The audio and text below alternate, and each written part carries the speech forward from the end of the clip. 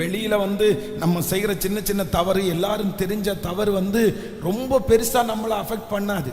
நம்ம வெளியில எல்லாருக்கும் தெரிஞ்ச தவறுகள் ரொம்ப பண்ண மாட்டோம். நம்ம அதுல ரொம்ப ஜாக்கிரதையா இருப்போம். நம்முடைய சாட்சியை வெளியே காத்துக்கொள்ளணுன்ற ஒரு எண்ணம் நமக்குள்ள இருந்துட்டே இருக்கும்.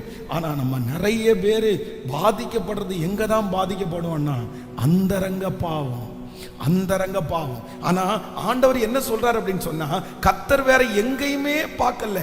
கர்த்தர் எங்க தான் பார்க்கிறாருன்னா அந்தரங்கத்துல பார்க்கிற பிதா உனக்கு வெளியரங்கமாய் பதில் கொடுப்பார்.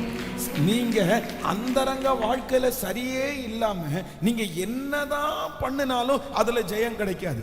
அத நான் ஒரு டைம் உங்களுக்கு சொன்னேன் இல்ல, கோலியாத்தை ஜெயிக்கிறதுக்கு யாருக்குமே தைரியம் இல்லை, யாருக்குமே தைரியம் இல்லை. ஆனா தாவீதுக்கு மட்டும் அந்த தைரியம் வந்துச்சு. எப்படி அந்த தைரியம் வந்துருச்சு?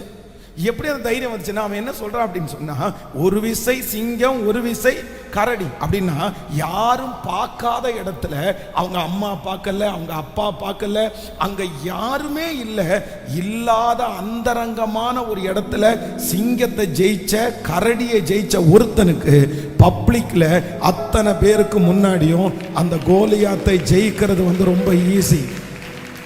ஆமென்.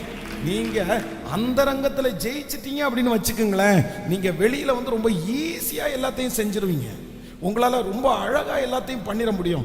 ஆனா அந்தரங்கத்துல யாருக்கும் தெரியாத இடத்துல நீங்க தோற்று போனீங்கன்னா, அந்த இடத்துல நீங்க ஜெயிக்க முடியல அப்படின்னு சொன்னா, வெளியே வரும்போது உங்களால அதான் ஏதோ நீங்க வெட்டுறீங்க, கோடாரி வச்சு வெட்டுறீங்க, என்னமோ கொஞ்சம் வெட்டுப்படுது, அவ்வளவே தவிர வேற உங்களால பெருசா எதுவுமே பண்ண முடியாது.